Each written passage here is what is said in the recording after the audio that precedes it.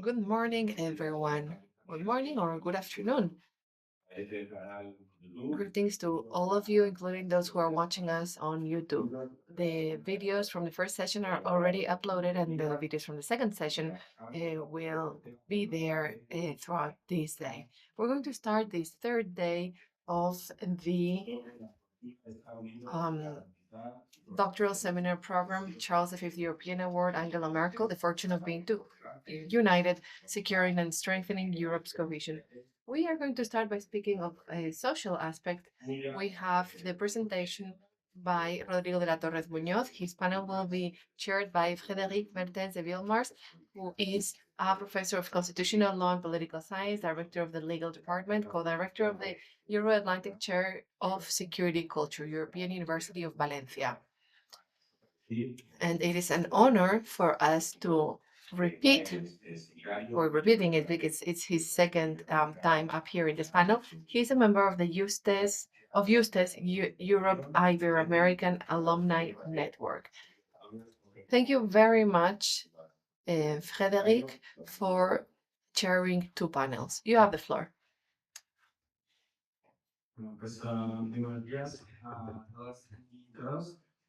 Good morning, everyone.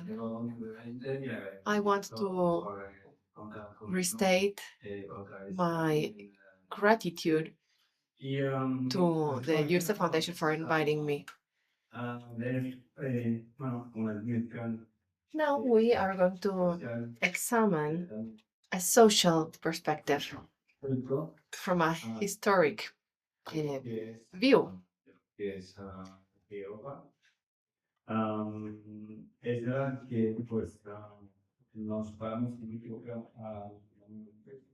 I think we are going to travel all the way to the past, and his study spans from 1985 to 1995. But we know that he's going to tell us why he chose that period. We know that the past always has an impact in the present. When we talk about history, we should be aware that what happens today is the direct or indirect result of what happened in the past. And now we are going to talk about the social construction of this space that is Europe. So without any further ado, I will give the floor to Rodrigo, who will probably give us a great perspective about what I was mentioning. I think it would be interesting to, of course, have a discussion about his presentation, but it would be interesting to draw this connection between past and present. Rodrigo, the floor is yours.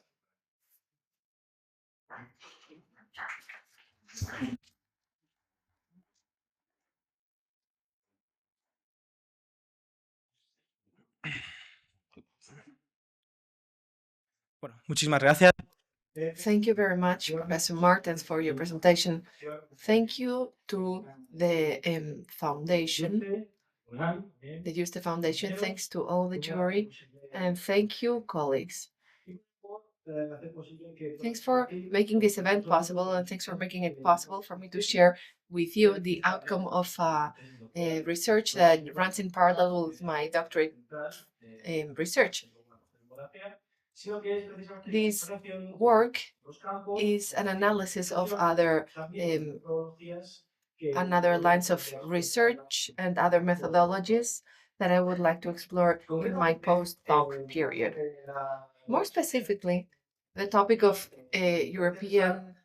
social Europe, came to mind when I started writing the first draft, or when I started more planning my first drafts of my doctorate thesis. My thesis is about the Europeanization of the welfare state in Spain. I was tracking the influences and causes of the European process, and my interest in this period 85, 95 of the past century, comes from a text on the consequences of the Maastricht Treaty on the welfare state in Spain on 92 and 93. And why did this come to mind? Because there was a cross reference between ministry archives, archives of the public administration in Spain, European archives, and archives of trade unions, business, and the business owners organization in Spain. So I analyzed all of this and I was tracking the consequences of Europeanization in the welfare state. So this caused the devaluation of the currency in Spain, and the consequences of the European Council Treaty caused some social conflict, like the general strikes in 1992 and 1993. Both were caused by the deterioration of social dialogue in Spain and also the social dialogue on a European scale. And that's where I'm going to focus in my presentation. So the questions that came to mind were whether the events that took place in Spain because of the design of certain social policies that limited the access to unemployment support because of the Maastricht Treaty could also apply to the European level, and why this happened and why these cuts were designed. So I will start my presentation speaking about the state of affairs when we talk about social Europe and what we can find about social aspects based on the integration of Europe. And from there, I will explain the methodology. In brief, it is a qualitative analysis by checking different institutional analysis. I stayed in Brussels and Florence. I had some research stays there, and I researched those archives. And then I will share the outcomes. I would be really grateful if you have any feedback because, as I said, this is not the main topics of my doctorate thesis, but it is a research that I would like to elaborate on in the future, in the near future. So to justify this type of studies, we would have to analyze how social Europe has become a prevailing topic in what is known as European studies, at least from the perspective of social sciences and political sciences, sociology, and history. In this sense, there are two events that we are all familiar with that are what gave importance to these themes, like the 2008 crisis and the COVID pandemic. Both events had intellectual consequences on the design of research and also the methodologies and the epistemology of what can be considered European social policies. And this reflects a paradox. On the one hand, the consequence of the 2008 crisis reflected inequality in the European Union, an increase in inequality, which gave rise to critical studies. It's not only about designing policies, but also it was about studying the consequences of the union, and it was about rethinking the European integration model that we have right now. Although this critical line was reinforced because of the 2015 and 2016 events, the COVID-19 pandemic gave a different perspective, but not only a different one, but an alternative one. The pandemic projected to the world a European Union that was capable of cooperating, of becoming cohesive thanks to economic cooperation, and a union that was able of redistributing thanks to community funds, social support and subsidies, not only through the resilience funds, but also and there was a common purchase of vaccines, and there was a coordination between member states. So we come from a paradox. Social policy is subsidiary while reflecting certain cohesion and transversality between member states. In this way, history, as other social sciences, gets feedback from other disciplines. And we have to talk about what social Europe was at the change of the millennia and how the perception has changed. This is one of the richest subjects of study in the last years, and this methodology and theoretical framework has changed considerably in the last times. We must say that when the millennia changed, there was an epistemologic division between the political science in member states and the social dimension of integration. These were two research studies that were separate, interdependent, and compared studies of sociologists and politologists of the 90s prevailed. Anderson, Ferreira, Grave, that sort of authors that highlighted not only different categories. Um, we all talked about the welfare state of Nordic countries, the Anglo-Saxon level, etc. And then we have the model in southern countries of Spain. This was the outcome of an intellectual time where the European construction process was assessed as a totally successful model, and this may have caused teleological methods or methodologies that emphasize the fact that the process had an inevitable progress. And this gives rise to other challenges, like a very low level of historic sensitivity and a lack of dialogue between different disciplines. In addition to the lack of dialogue, we have the fact that there was research on paper on European construction, the origin of welfare systems, and everything was pretty much reduced to authors that um, were in very closed circles. The discipline was just starting, and everything focused on the European Studies Institute of Florence. This period, however, that was the first boom on the welfare state studies and the social dimension of European integration. This gave rise to the fact that the term was interpreted in different ways. There was polysemy because the epistemologies, the theoretical frameworks, and the ways in which research was carried out gave rise to a change in vision. There was a very rapid shift from compared studies to precisely perspectives that were more connected to transnational aspects, the transnational dimension of these policies. But there was no dialogue with other disciplines like history. Currently, and after the 2008 crisis, there was a period when there was a broader understanding between the social policy of member states, how it was interdependent with other aspects like tax, trade, and a total connection with studies on the social dimension of European integration. Because of the 2008 crisis and the inequalities that this caused and the processes of labor precarization that affected all member states around 2011, 2012, there were many critical studies. There were dialectic debates. There were authors like Stefan Levin or Kraft from, and then Robert Saldra would explain how social policy was based on two types of integration, negative and positive integration. These debates are are questioned now because it came to a point of hostility. There was no other option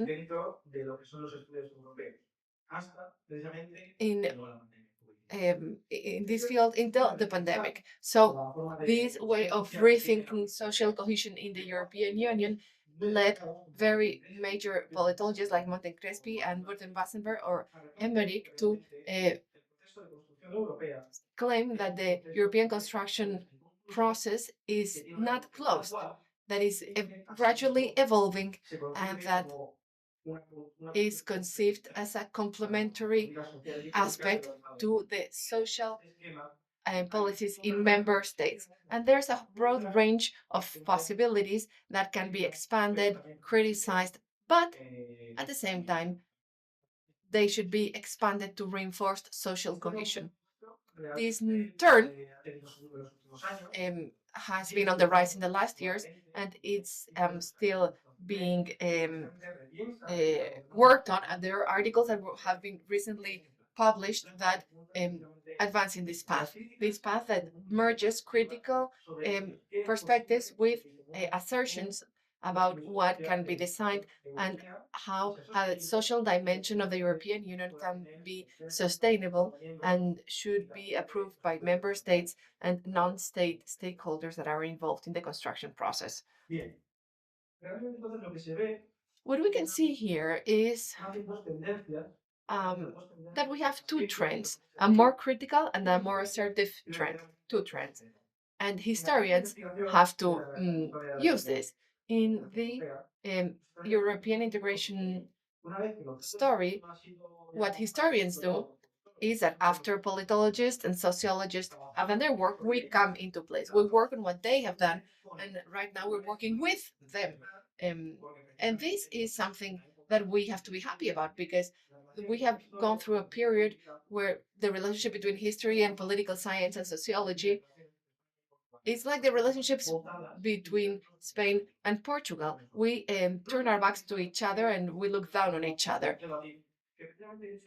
The fact that we look down on each other has allowed us to learn from each other, and we can adopt methodologies that make it possible for our studies to be transdisciplinary. So in this sense, how does history inherit these two trends in addressing social policy? Well, on the one hand, we have studies from people like Lorenzo Mansoy, Lorenzo Mecchi, Warlot Set, Murnon Druol, and Mecchi that have a more assertive approach. Their subjects of study focus on transnational perspectives and they react to phenomena like multilateralism, the restructuring of capitalism at the end of the 20th century, and the very ambitious projects of the European Union, like the monetary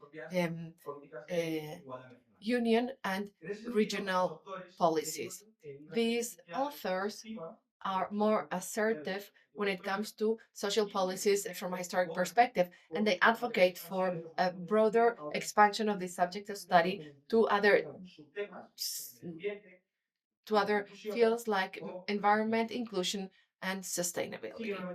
They follow a top-down methodology.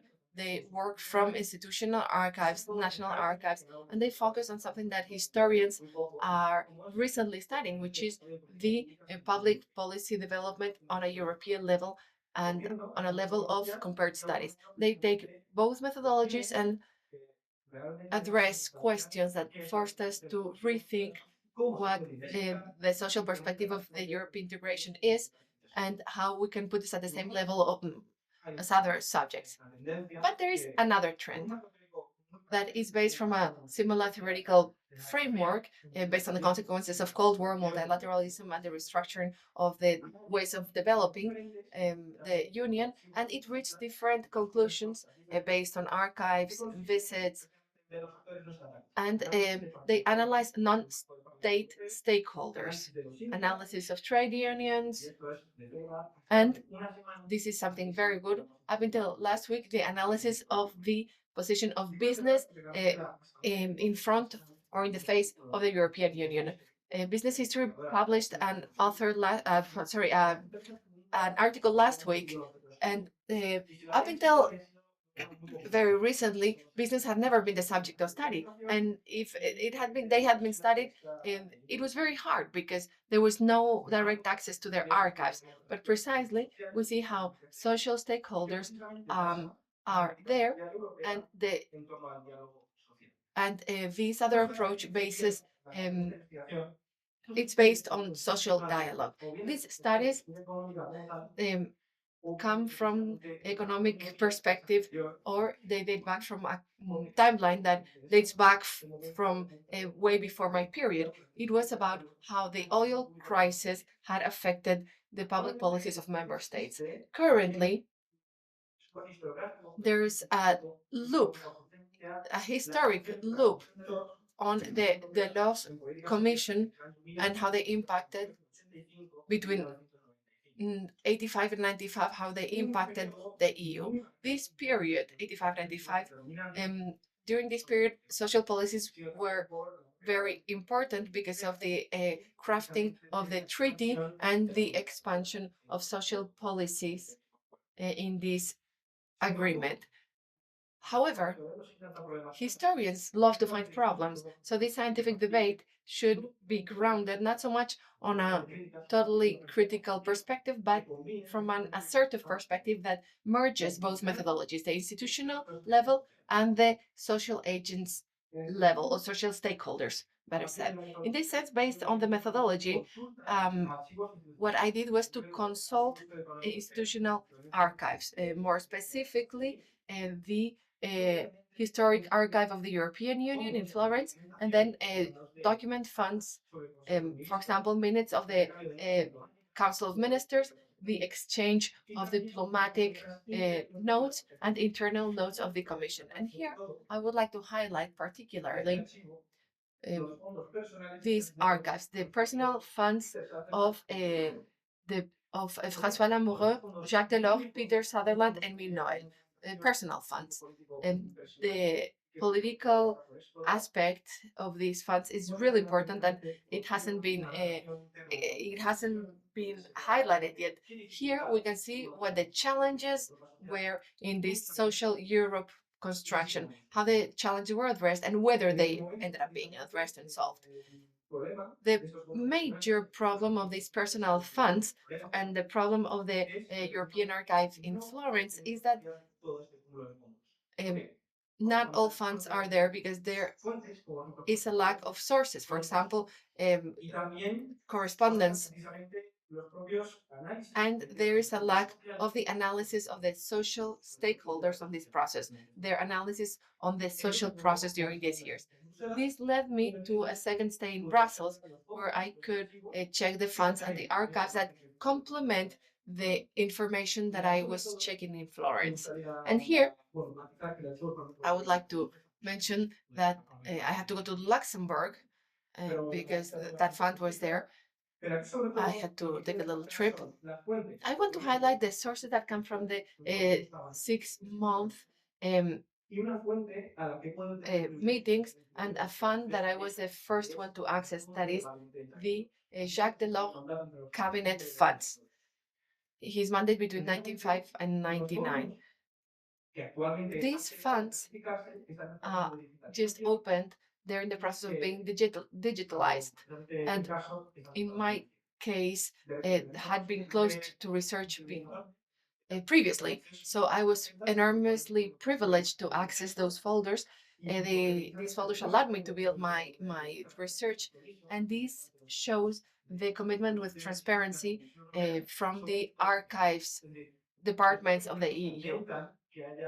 Institutions need this perspective, this historic perspective in European studies. So based on these sources, we can divide these 10 years in 3 periods. The first, from 1985 to 1988, 85, 88, it's very fertile in terms of social debates, during these years, we see how there was a very important focus on this field. As you can see in this map, in 85, the inequality, the regional inequality is very outstanding. Here we have the social expenditure in each of the countries, and we can see the difference in the deployment and the capacity between different member states. That's the social expenditure in the EU in 1985. We can see the difference between the continental Europe and the southern Europe. This is something that was seen since 1977. And what we can see here is that there are different priorities in social expenditure based on the member state. We must mention, though, that there were measures within countries that set the foundations for an expansion of the well-being situations. For example, in Spain, in 1985, in Spain, something was signed. It hasn't been studied enough. It's the 40th anniversary will be celebrated now. It's the signature of the social pact. It was very similar to the post-war European pacts, and it made the capacities of deploying social expenditure more European. However, there's a caveat here. This was to be expected by European policies, but what I'm going to show now was a shock for the political class and the administration and the officers in the European Commission and the Council. And this is what I want to share with you. This is a situation that we are used to right now. But in 1985, this was unprecedented. This is a comparison between, we have two graphs on the evolution of unemployment in the European Union between 79 and 1985, and the evolution of inflation between 73 and 85. As you can see, what happened during these years is that there was a gradual increase in unemployment in the European Union, and it was not compatible with the descent of inflation after 1980. Why is this unprecedented in the history of Europe? Well, because it was a total dramatical shift from the Keynesian model that Europe was used to, the post-war economic model that the European construction process during the Rome treaties was based on. This was unthinkable, but it did happen. So in such a way that in 1985, it could be considered as the 0 year for the integration process. It was a year when the reforms were conceived and the integration was being built. There were two parallel processes. On the one hand, we had the Intergovernmental Conference for the treaties, and then we had a series of internal treaties in the Val-Duchesse Palace. The summits of the Val-Duchesse Palace started as a series of internal seminars of the Commission to rethink the capacities in terms of deployment and of public policies. But the Intergovernmental Conference of the Single Act evolved too, and also the social policy adapted itself to the challenges Europe was facing back then, or that it thought it faced. It was important to present it as an internal cohesion program to justify the external projection of the European community, to reinforce the internal cohesion through this social policy, to justify a new trading project and the new presence of the economic community in the world. In that sense, the social policy needed pragmatism. And so the European Union, based on the works of the intergovernmental conferences, decided to become awareness on how to make a social policy that was stagnated since the Council of Paris 1972. How to make it work, how to make it accepted. So they linked it directly to the labor practices initiatives. And so in the white paper of the Dolores Commission, it was said that there was a necessary exchange of information with the social stakeholders that were included in the Val-Duchesse process, so that that summit or that series of summits transitioned from being just internal debates about the construction of Europe into becoming debates about the internal strategies of the member states and persuasion techniques for trade unions and European companies from January the 31st, 1985. There were constant meetings with trade unions and company confederations. In both the Val-Duchesse process and the summits of the Single Act, they said that there had to be a coupling of all these policies with the reduction of the unemployment, the extension of the social policies, so that the strategy of the Commission was to present itself as a referee between the member states, the institutions, and the social stakeholders, based on a methodology of the classic post-war processes, following the French model, so that there were trade unions and companies talking to each other, but also with the mediation of the states.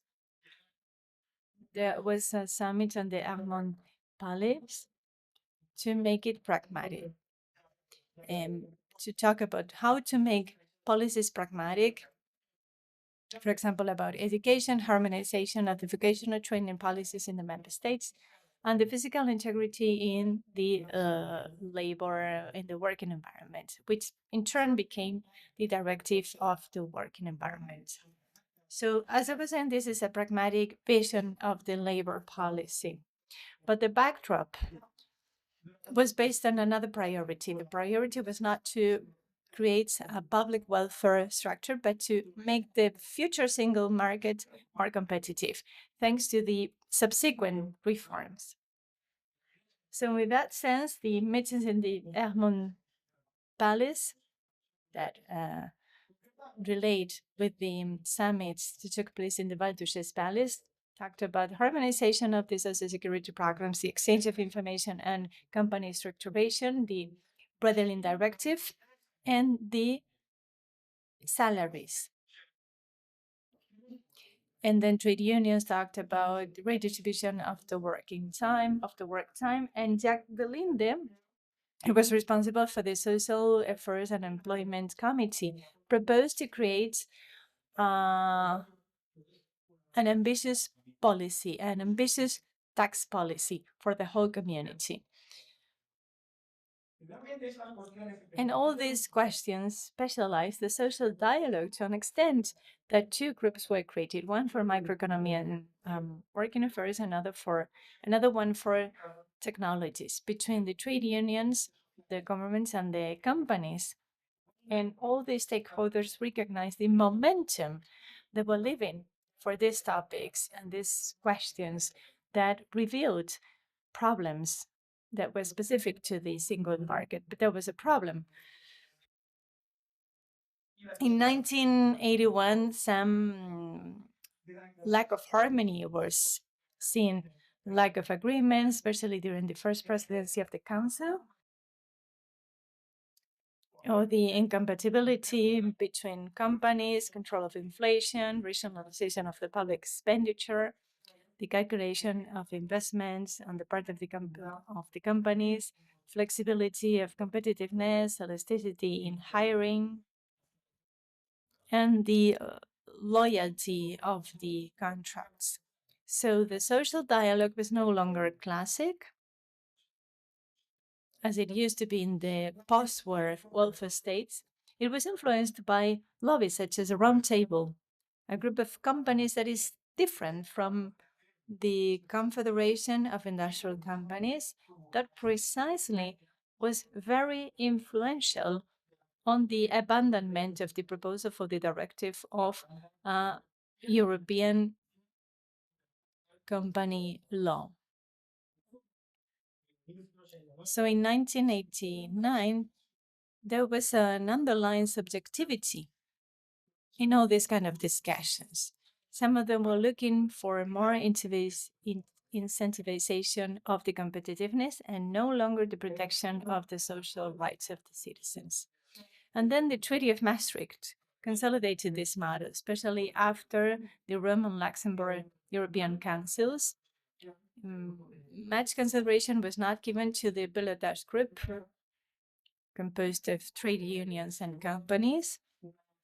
And there wasn't a full understanding of the European social policy because of the ambiguity of the drafting of the proposals in part, and also because of the lack of connection between Parliament, Commission, and Economic and Social Committee. They didn't really get along well. And then the icing on the cake was the British veto on the incorporation of the social policy in the treaties. If included, it would be non-binding. So the consequences of the Maastricht Treaty didn't have, well, only had a minimal social protection. It included social cohesion notions, but just a minimum. It was also full of caveats, and really all the stakeholders did not fully agree with them.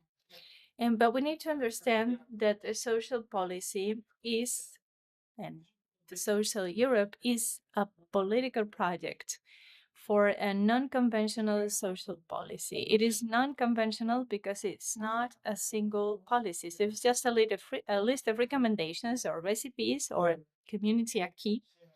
But depending on whether it is a directive or an opinion, the cooperation has really come and go.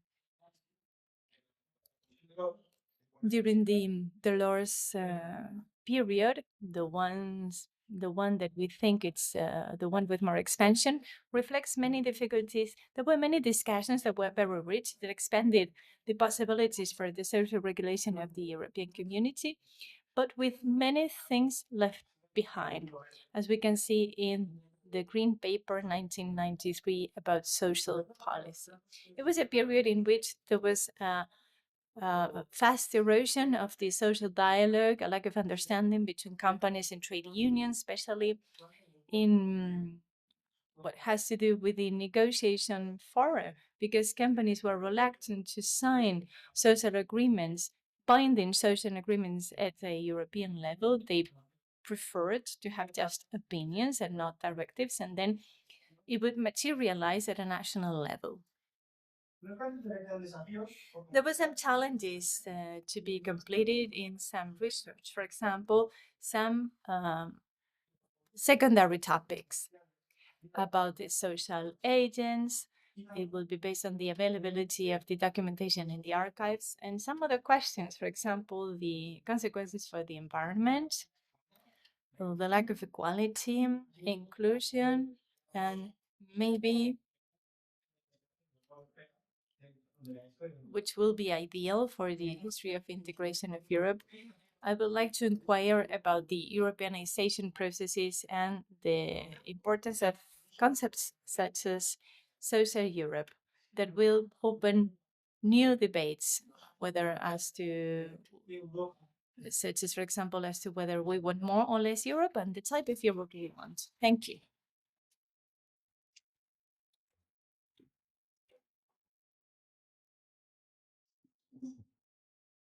Bueno, Rodrigo, Well, Rodrigo, congratulations. We have a lot to talk about. I don't know if I will manage to summarize everything you've said. We don't know each other. We haven't known each other for long. We met a few minutes ago. Or we didn't meet a few minutes ago, but I wanted to say that you had to cover several aspects: the historical perspective, but also the institutional perspective,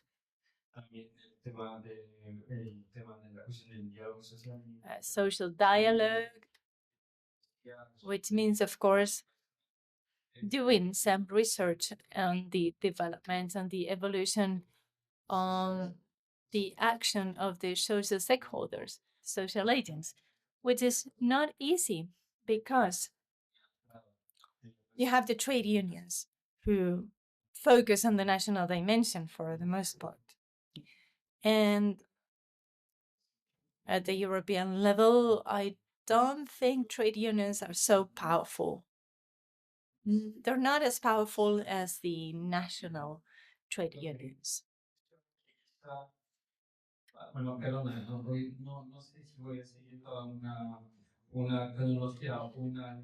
I don't know if I will be talking with some logic. But I need to make sure I will cover some points. The national trade unions Are they really representative of the labor market?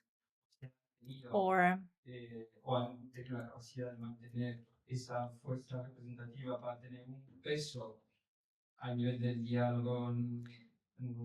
are they strong enough to really be part of the social dialogue at a national level?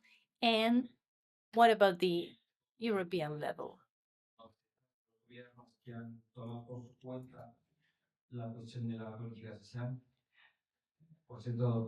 By the way,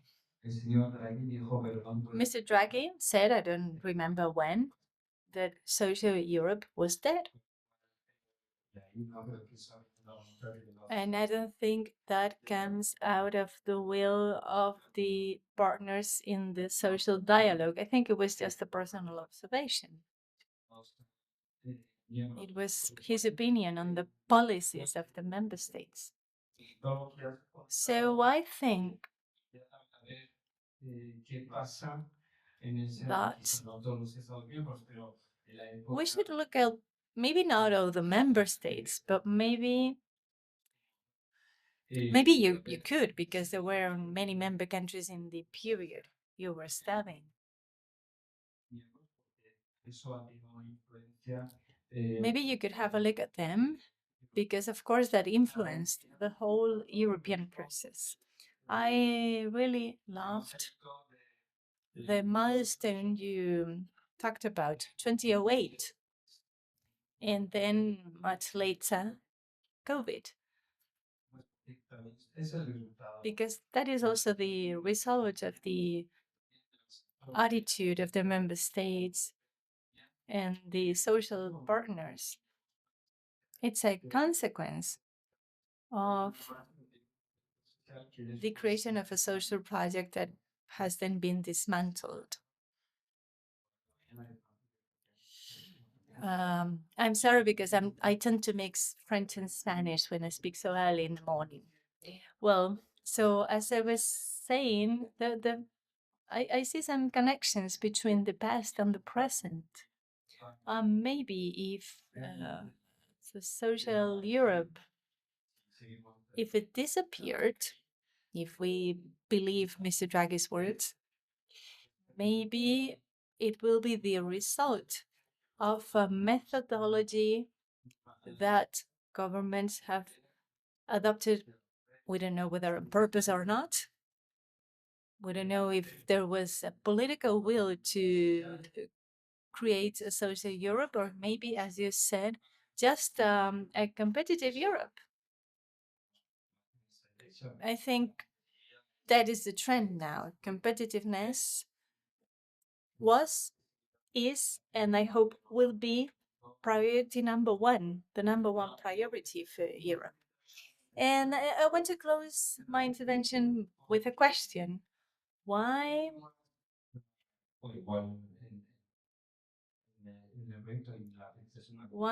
haven't you talked about the contribution by the Court of Justice of the European Union? Or maybe you cover it in your dissertation, in your thesis. I know it's a legal thing, but it just crossed my mind.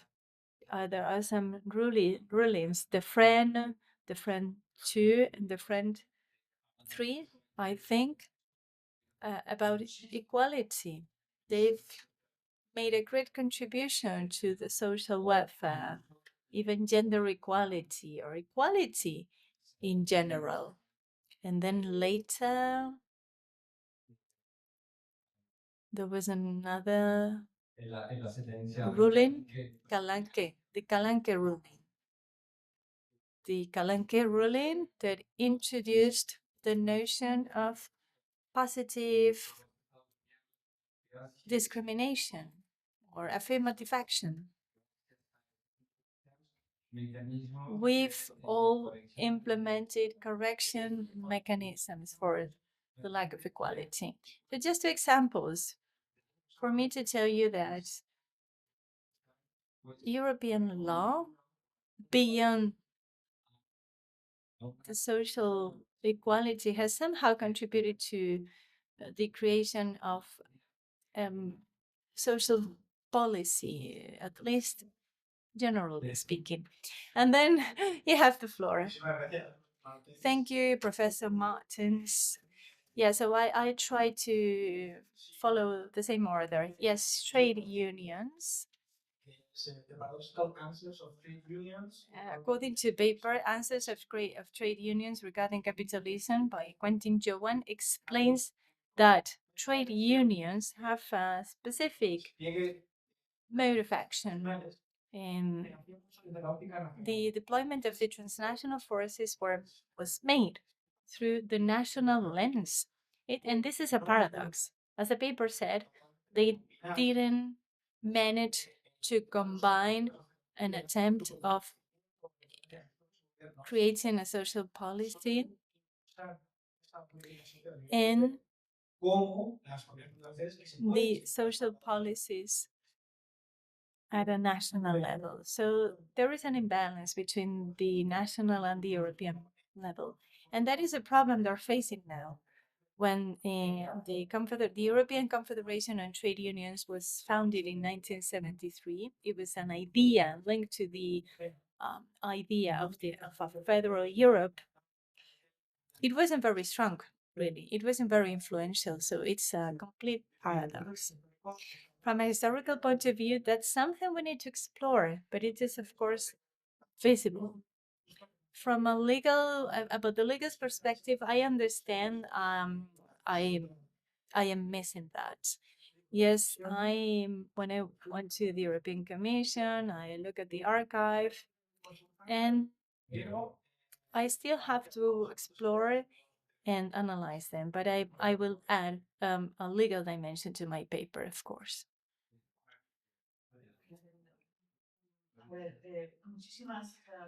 Thank you for the talk. I found it really interesting because I am a relic of that period. I participated in some of the matters you've talked about so brilliantly.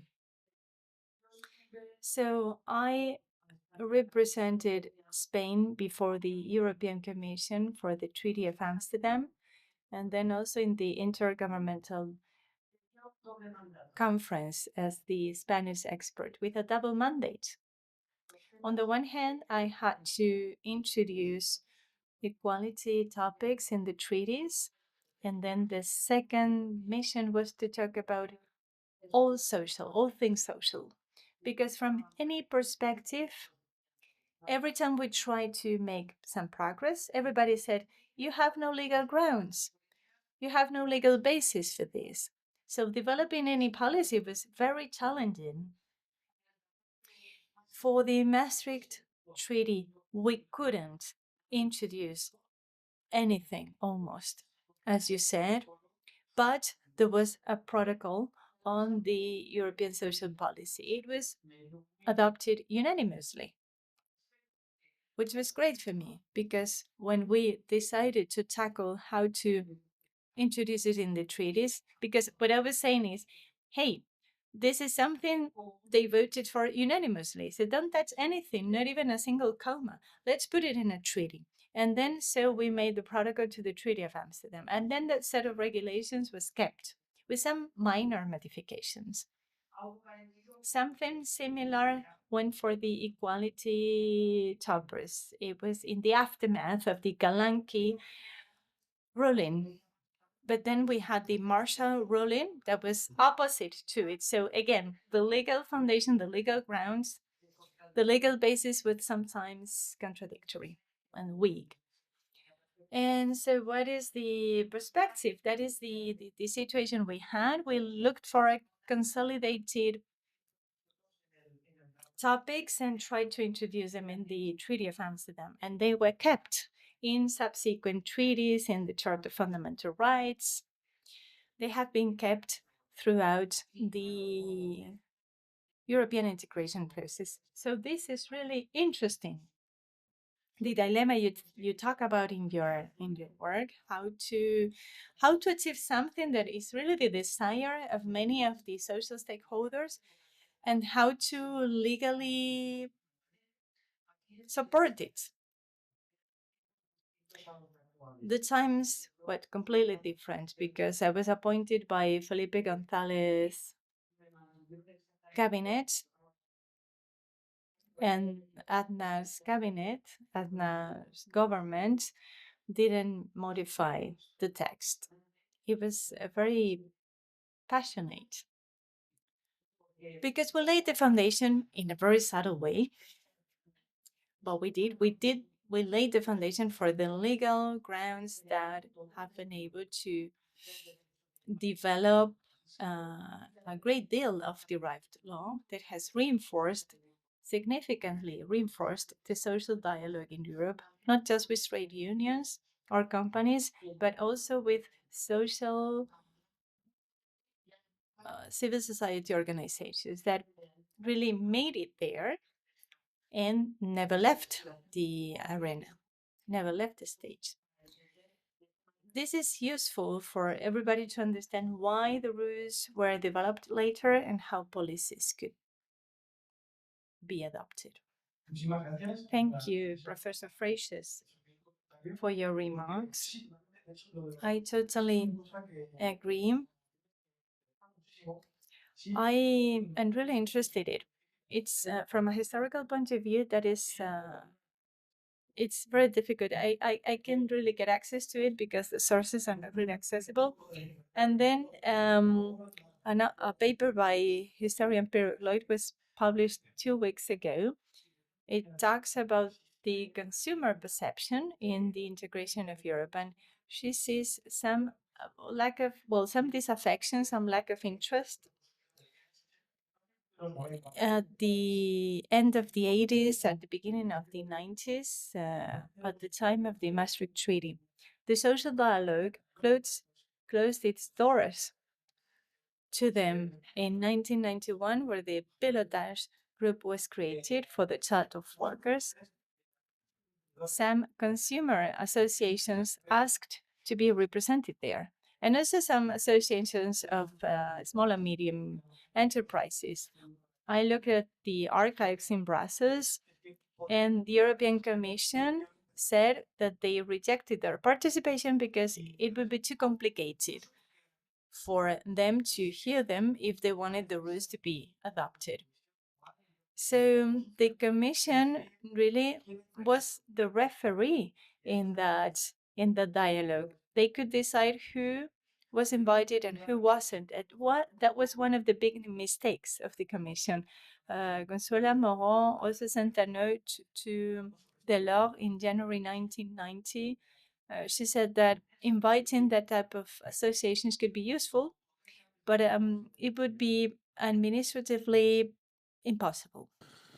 Thanks for the paper, Rodrigo. I think the basic problem with regard to social policy in the European Union is that the European institutions can provide money, can provide channels for distribution of money, can provide an arena for general soft negotiation, soft policy.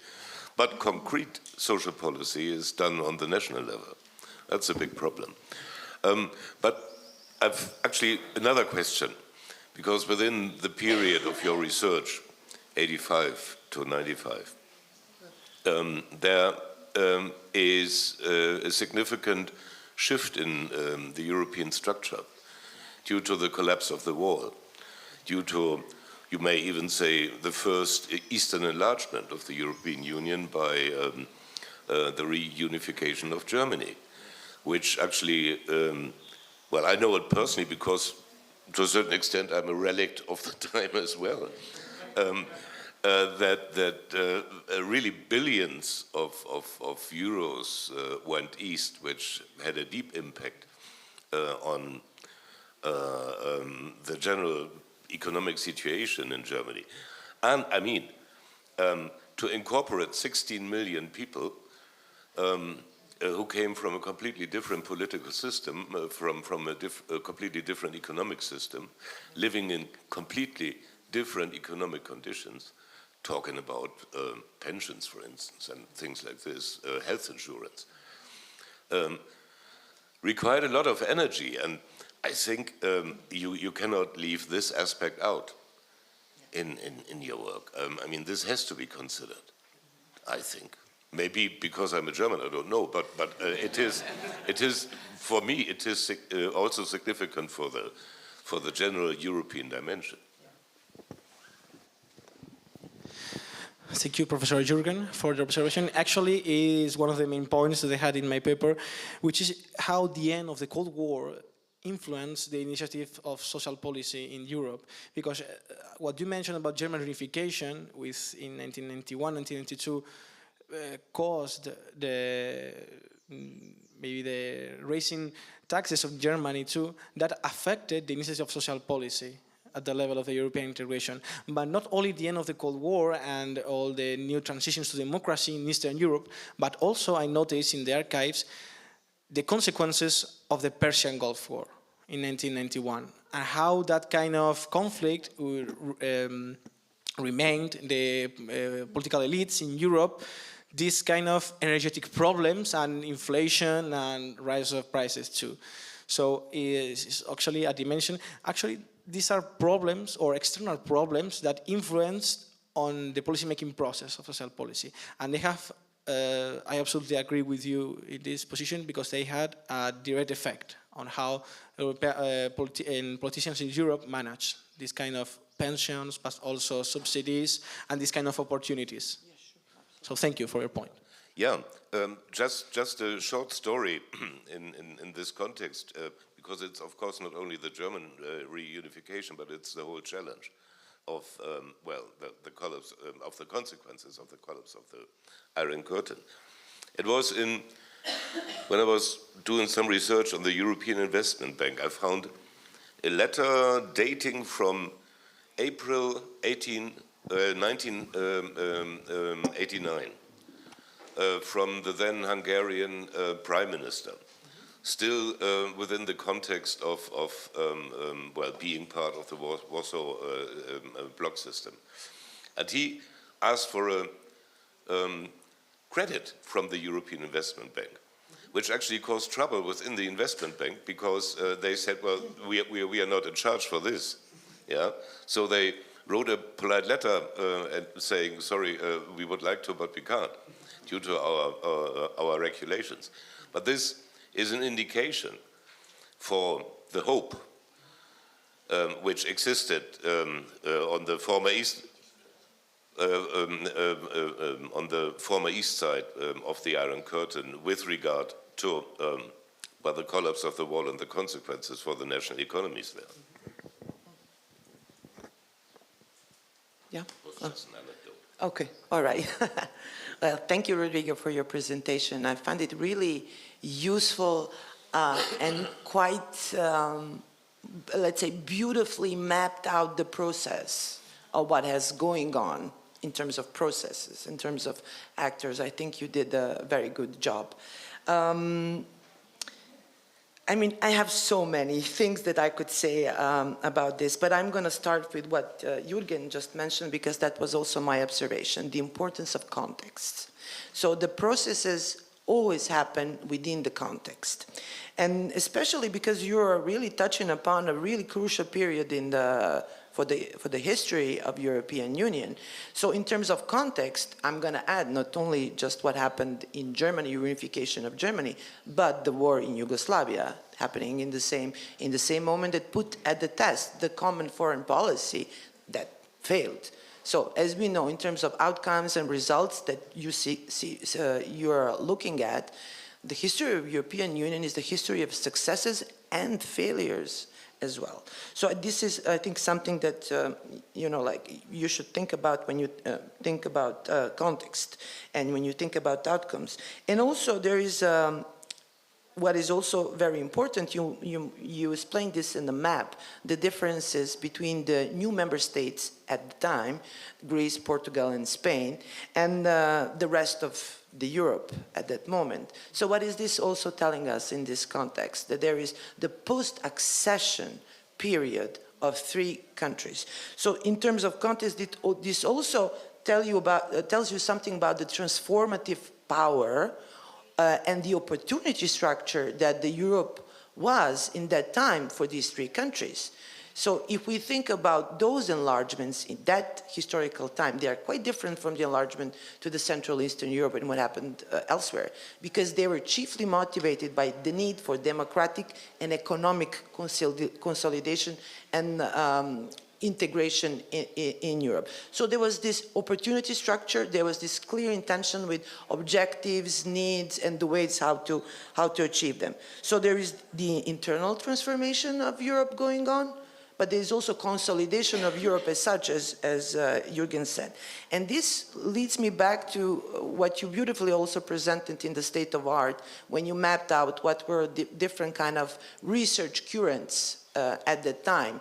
But what you didn't say, that there was this very big clash that still continues to be quite prominent in the EU studies between the historical institutionalism and the constructivist currents.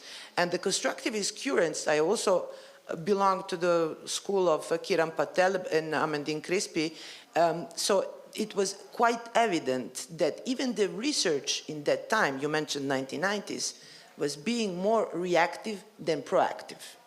So research followed what the European Commission was testing at the time, different kind of social strategies, social policies, ideas about European identity. So research developed actually from the European policy ideas, yeah, not vice versa. So the academia in that time, all the studies that we have on Europeanization, they were basically just mapping out the processes, learning from what is going on, using this laboratory test, like Tanja Borzel would say in theories of Europeanization, to testing what is working, what is not working. So I think for your research here, it's quite important that you now have this good view of the processes. You have mapped out the stakeholders. You know the mechanisms. You know what were the results.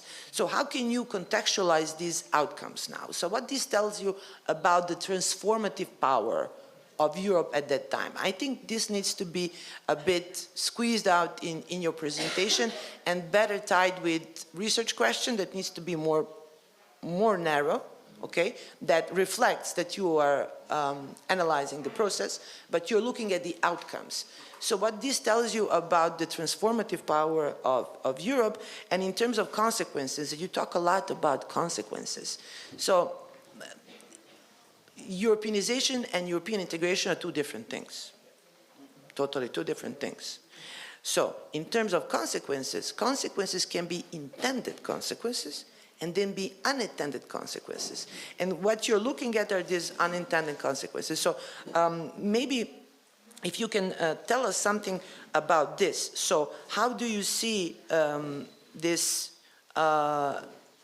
capturing of unintended consequences and linking it to the present day? Because I'm still missing like really a strong connection in terms of what you mapped out as results of your research and what is going on today. So how can you explain this process of not learning from results in that period? Because I think that is what you're trying to say. Thank you, Professor Milosevic, for your comment. Yes, we'll start from the beginning. Yes, Southern enlargement, actually, it was like a idea that the European integration took in order to consider the reform of the treaties in 1985. Not only because these inequalities in regional development, but also because unemployment.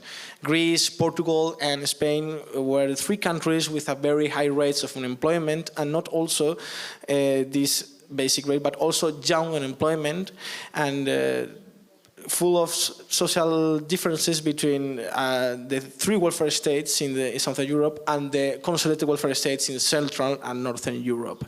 So actually, this is this was an argument in the debates and also not in the European Councils previous to 1985. And I am talking about, for example, Fontainebleau Council in 1984 and all the problem of the resources of the European communities, also regarding the common agricultural policy and the cohesion within the European integration itself. And these unintended consequences, I like this kind of comment because it's actually what I am looking for in my thesis. This kind of not direct effects, but also unexpected.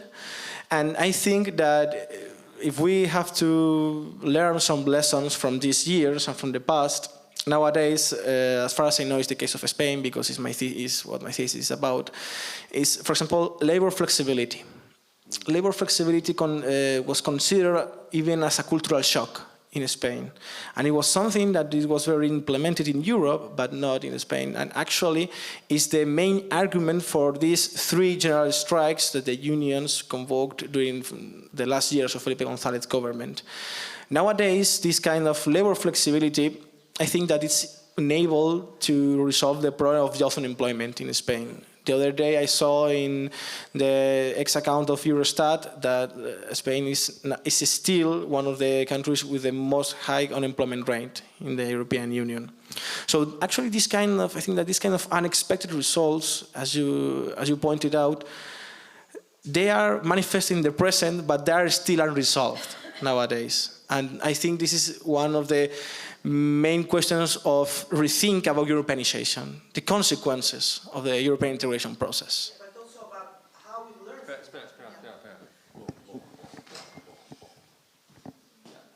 No, I just wanted to say, but also how we learn from them. So I think that's also the passage that you need to consider. So if we have positive and negative results, and we always think about European integration when we speak about the historical terms as positive markers of European integration, we think about development and building. But what about those negative results? So negative results actually give us the chance to learn something. But learning means adapting, means, like correcting, like the negative impact. So I think in that maybe direction, maybe it would be, the contribution more concretized. Thank you. Well, you want to answer now? Yeah, actually, thank you for the comment, because it's, I will look for it in my thesis, because actually it's the central point of what I want to point out in my dissertation, so thank you. Well, as a few comments, I think you have to focus on some lines, because all the story you tell us, I know, and you have a lot of references. So you have to define your project. What am I going to find and what am I going to show? It's not so easy, but if you repeat that a lot of historians already told us, now, I think probably if you look at the action of the law, social policy is more a question of methodology than of precise institutional measures or rules or social advantage, etc. If you consider social policy is to get more social advantage, I think you are not in the good way to find something interesting. So if you look at the law, you have to look at the period of the 60s where he was in charge, and he tried to develop a sort of concertation between enterprises and syndicates, and to finish a sort of consensus around a policy that, and the aim of this policy was to get the best performance on economic and social point of view. And with the dialogue of the 80s you mentioned, it is always the same perspective. Third, there is a moment important, is the way to manage monetary and economic union and the social pact. How can you manage economic and monetary union with such constraints in that period without dialogue between social and forces and enterprise? That was the main aim, and I think the best way to tell us something new.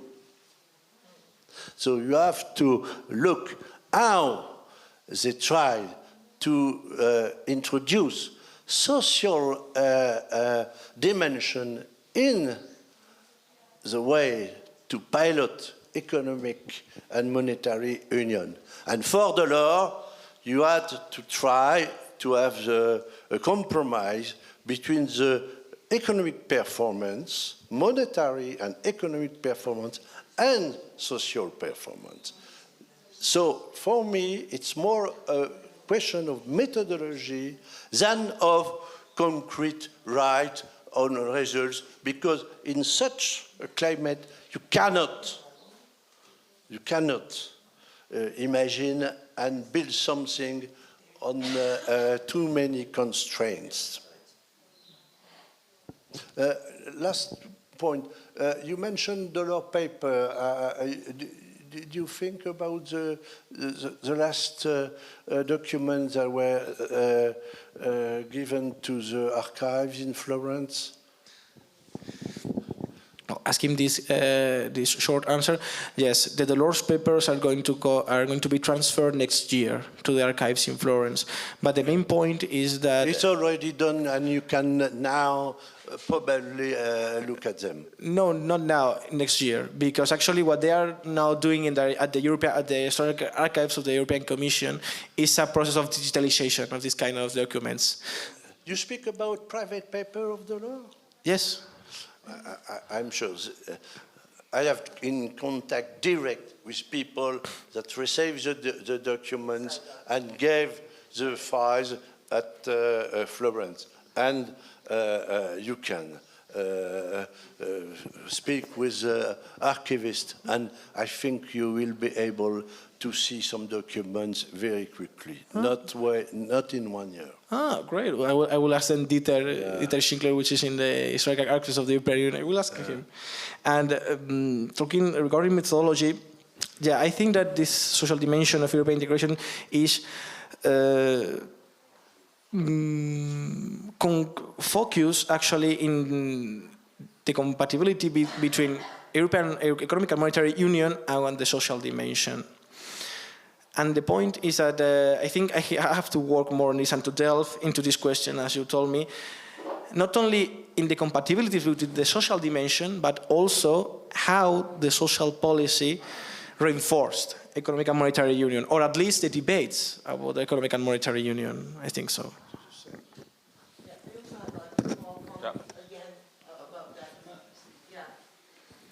Sorry, but also like to connect what Eric was saying in terms of methodology. So once you define your research question, when you have like a concrete, a more narrow idea what you want to achieve, then this also reflects in the use of sources. So what is exactly the advantage of using the archives? I mean, I know the archives in Florence, I know the archives in Brussels. I mean, they are very rich, but also the material that you want to collect, the material you want to analyze has to be connected to your research question. So what Teresa actually mentioned earlier with her own experience, it's quite interesting and maybe can be quite telling for you. So she told you about the agency of member states at the European level. So this is also something you could look at, and not only in terms of what Jacques Delors said at the time, like what did the personal individuals, you know, like political elites said at that time, but also the level of member states. Since 2 years, since we're talking about archives, there unleashed all the documentation from Helmut Kohl in Germany, which is digitalized and publicly available. So there is, you know, like you have to think about the agency of member states, because Europeanization doesn't happen in a vacuum. It's a process whereby member states upload their interest to the EU, which is a new political opportunity structure for them, especially for the new member states. And you see this trend going on each enlargement round, that there is this strong projection of interests. So this is maybe where you can really narrow it down and then match it with the data that you want to collect and analyze. Yeah, actually, this is a very interesting question, because when I was in Brussels, as you talk about these individuals, this kind of technocratic elite, which is actually debating in the policy-making process, I asked for the Manuel Marin papers at the European Commissions, but they were unclassified. So I couldn't have access to them. But they told me that they were located and they are working on this classification process and a digitalization process later of this kind. But also, it is not for this research, but for the thesis, I'm interviewing some people that work in the European Social Committee during these years. For example, in my last journey to Brussels, I interviewed Esther Delaine, who was the person who wrote in Spanish is dictamen, in English, report, which was the report about the European Social Chart. And I was very, very amused of what he told me in Brussels. Thank you. Other question? Más preguntas por parte del resto de investigadores. Any other questions from the rest of the researchers?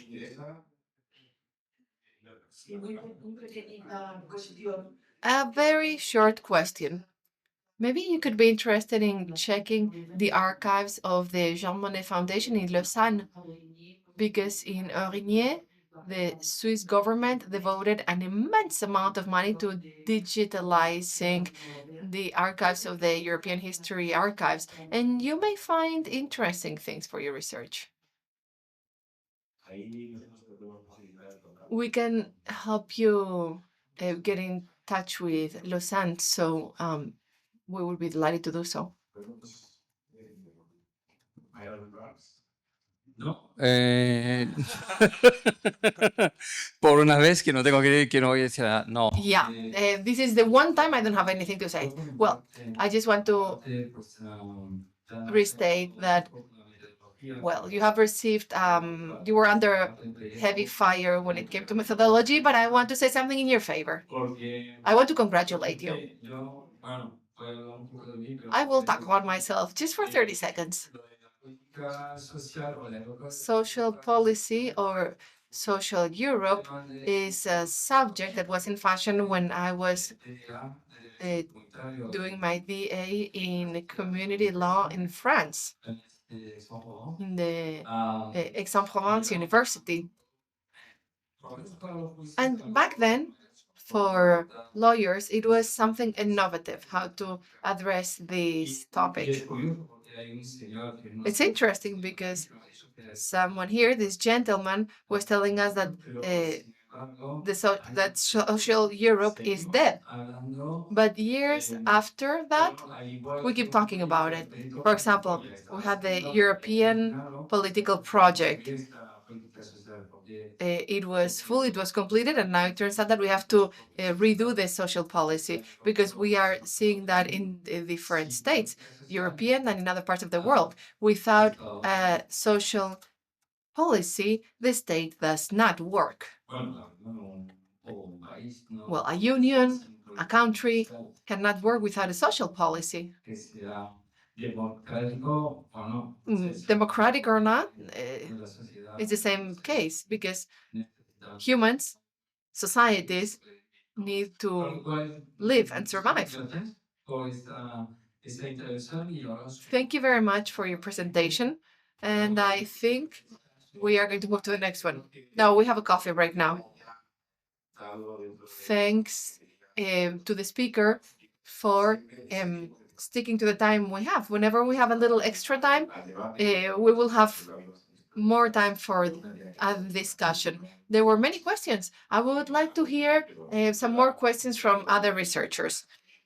However, the presentation was wonderful, and it touched upon something that is fundamental. It's something that we have discussed here very much in the Yuste Foundation, and I must disagree with our dear Mario Draghi, who received the award not that long ago. I still think that social Europe is one of the elements that is at the heart of the European Union. So I disagree with Mario Draghi. I think we all need some coffee. I think you need extra energy to face the rest